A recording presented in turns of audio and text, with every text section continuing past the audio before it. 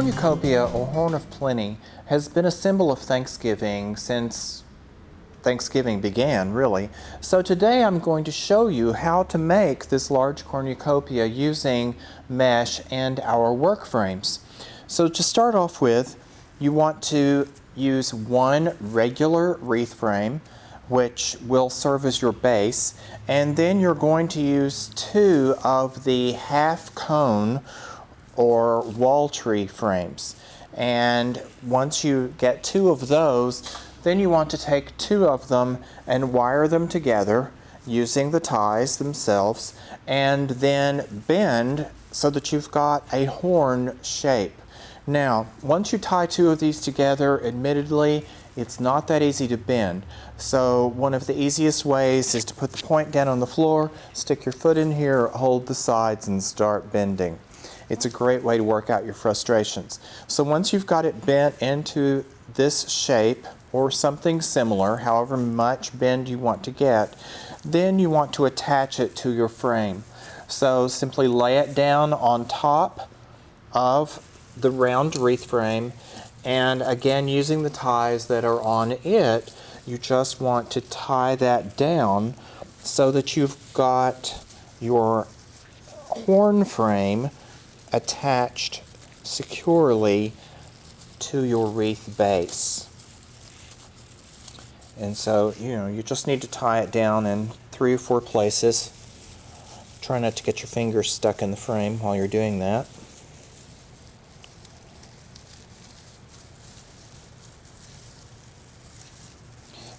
And so there you have your frame ready to begin. Now, I'm using the 10-inch wide burlap mesh.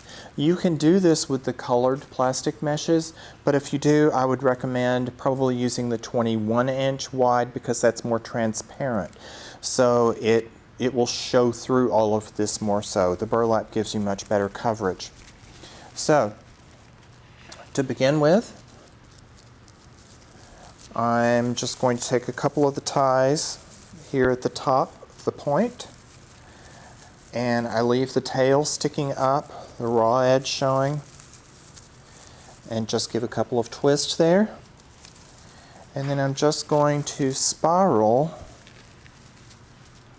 the burlap with it just slightly gathered around the shape of the piece. And I'm going to keep spiraling until I'm over here to this side more so, where I need to stop, and I'm just going to tie it off down at the bottom with a couple more of the ties. Then I can just take the scissors, trim, and tuck the raw end toward the inside. I'm going to come back up and do the same thing. I'm going to move over, move around that point. Again, leaving a raw edge sticking up. Sort of gather that up and spiral it around.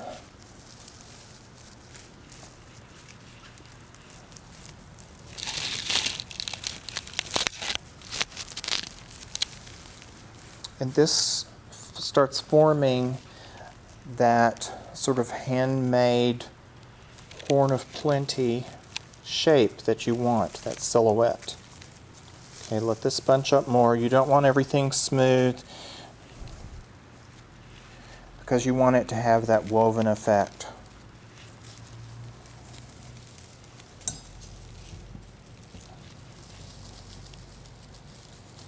And again, once you reach toward the bottom where you are no longer able to move around the horn itself, then tie off, trim,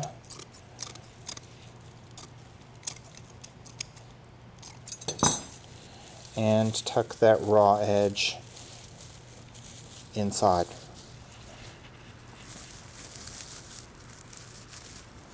Okay, now in this case we're pretty much done with 2 wraps, and we've got good coverage here. It might take you 3. Don't worry if it does. Now then, once you've got that part done, I'm going to turn this so that you can see.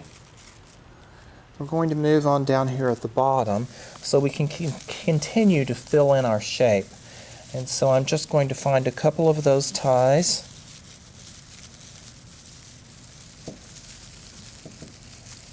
And tie that off underneath.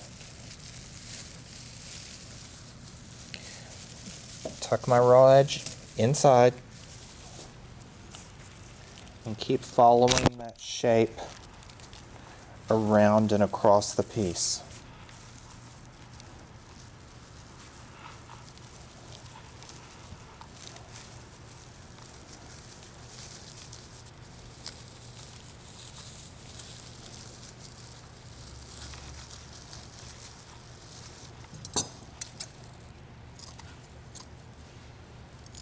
Again, trim, tuck the raw edge under.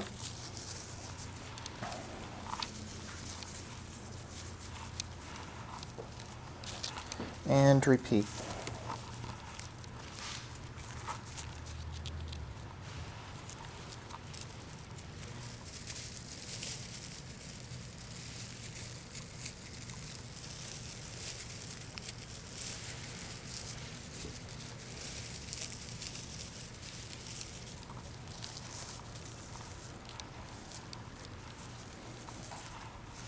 Okay.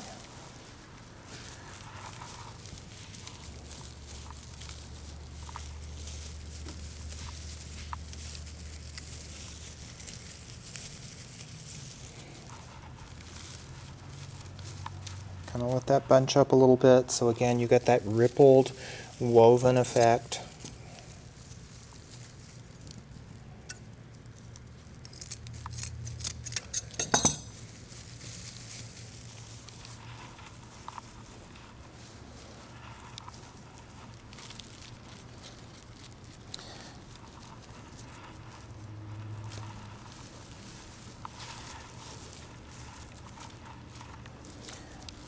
Now then, because this starts flaring, it can do crazy things on you. You can keep trying to go in the same direction and keep it straight, but if that doesn't seem to be working for you, you've got things on an angle.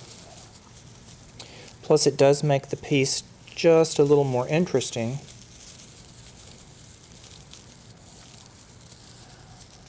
You're going to tie in from the other side and fill in this, coming in from the other angle.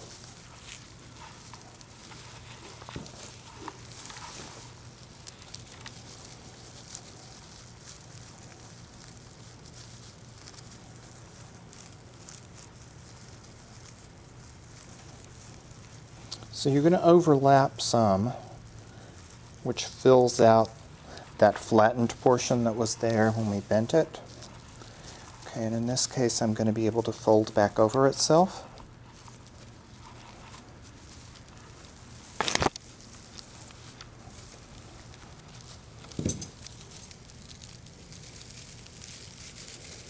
And come fully on around.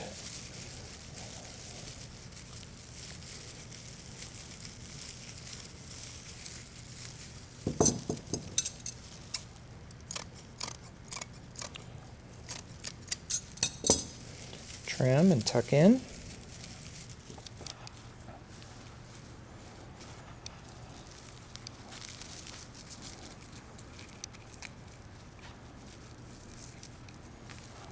And then I can come back to this side and finish up.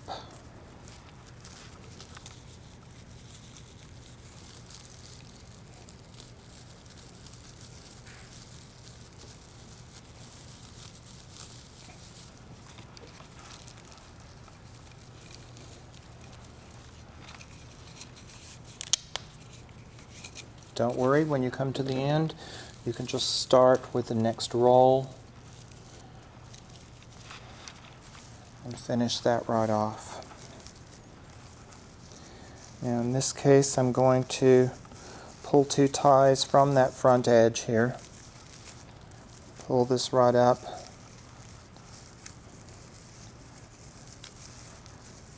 Tie those down and sort of twist this end around that front wire edge. And then tuck it in. Okay, and then I can pull that up and tuck it over, and that hides the rest of your raw edge. This does take a little more than one roll of the mesh, as you can see. So don't be alarmed there by how much you're using. You'll still have a little bit left for other projects.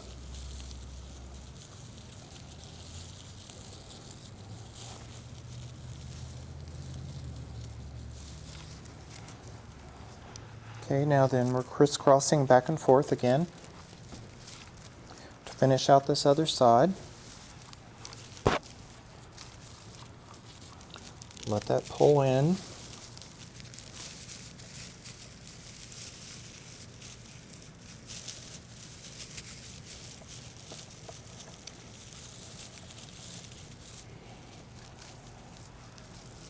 And I think this time I'm able to just turn that and pull it right back over.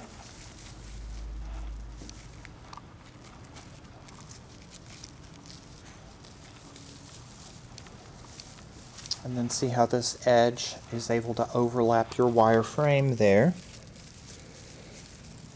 I'm going to bring this on down.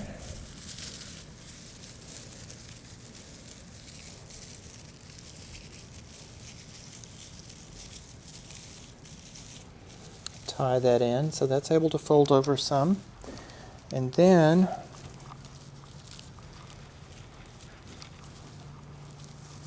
I'm going to pull this over, and I'm just going to cut off a length. Leave a fairly long tail because we need to line the inside of our piece.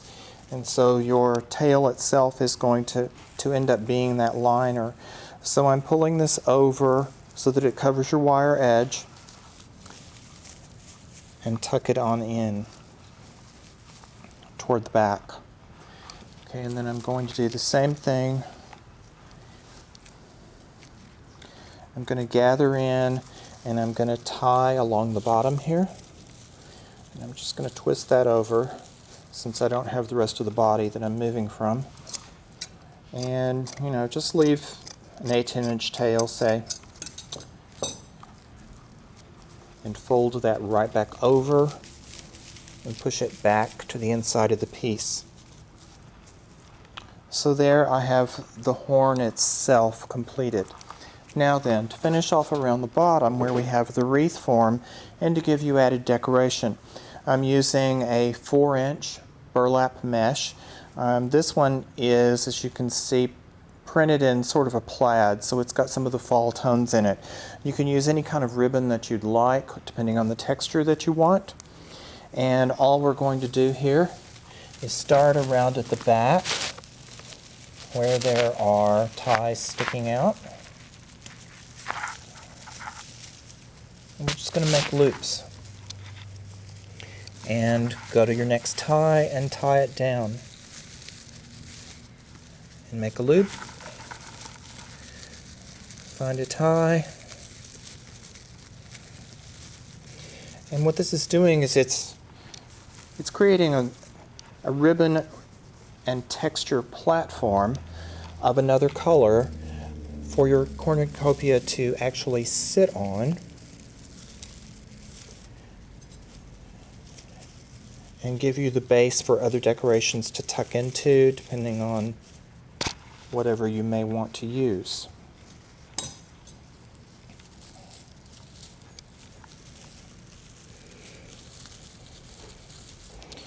So all you've got to do is just go about the piece,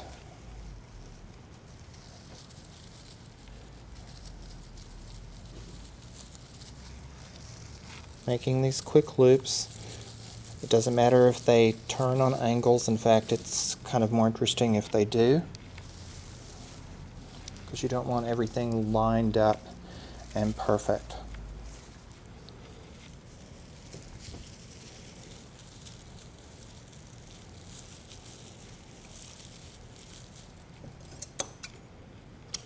stray thread there.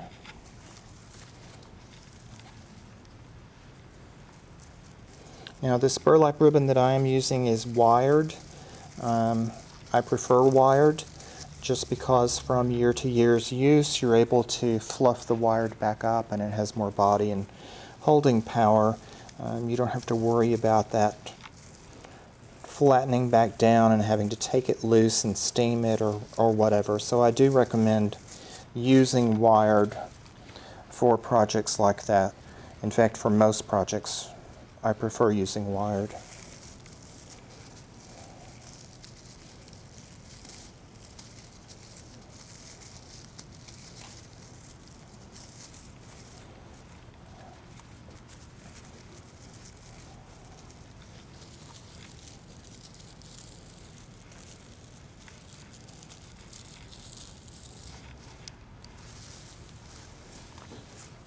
We're almost finished here.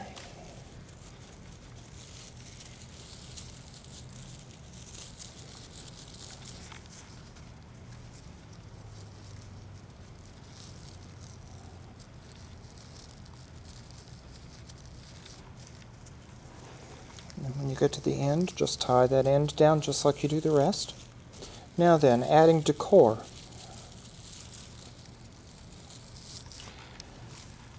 Because of the length and of course the horn of plenty, you want things spilling out. You can see I've used a number of different things here. So one of the first things that I used was of course wheat. You always think of harvesting wheat in the fall. And so I've got this dried bunch of wheat. And you can just use the entire bunch. All you're going to do is just spiral it some so that it spreads out, just merely by grasping and twisting your hands. And again, using your ties, just lay that bunch down in here across the piece. Take your ties and twist tightly around that. Now, if your ties are too short, which that one almost is, then you can always use a wire to twist around and then tie the piece in. Now, on this side, I'm going to use the second color as well.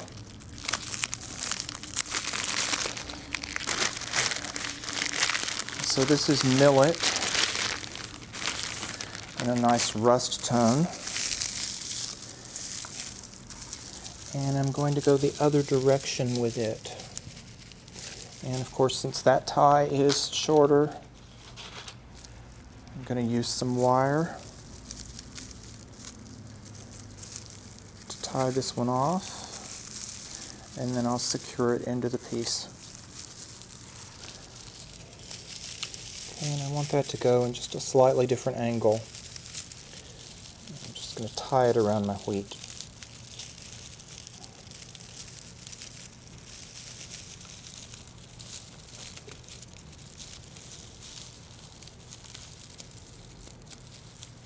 Okay, and then I can tilt that. Okay, then I'm going to use another sheaf of wheat on the other side just to kind of balance things off, except in this case I would put the heads toward the front because I've got the heads of the wheat here toward the back. Now then, the other pieces that I use are nice fall picks. These have got little pumpkins in them and berries, and of course, starting off, I kind of want to give some decoration toward the top. So for that, I'm going to insert 3 of those up at the top.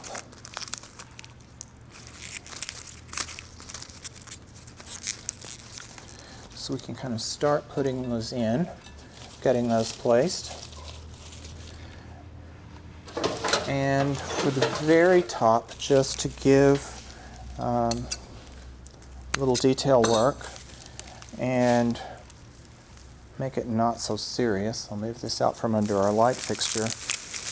You're going to take the grass bush, and I can actually shape the heads a bit. And this gives you almost a tassel-like effect. And you're going to stick it in the top of that frame so that it fits down in there nicely and as I said, gives you a tassel effect. So then I'm going to take my third pick and insert in up at the top. And that has the top portion finished. And then I'm going to use additional picks.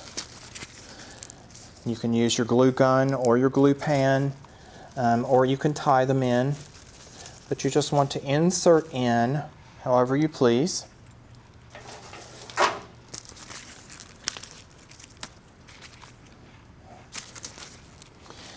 To fill in the areas that you need. Now the picks alone may not give you quite enough weight there, so I have these dried artichokes. You could also use large pine cones, you could use orbs, whatever you may desire, and fit those in there. I'm just going to go ahead and glue this one there so that it will hold, so you can see as we complete. So that you got your finished piece there. Oops. Add additional fall picks, whatever you like for color and texture, so that you can see about the piece.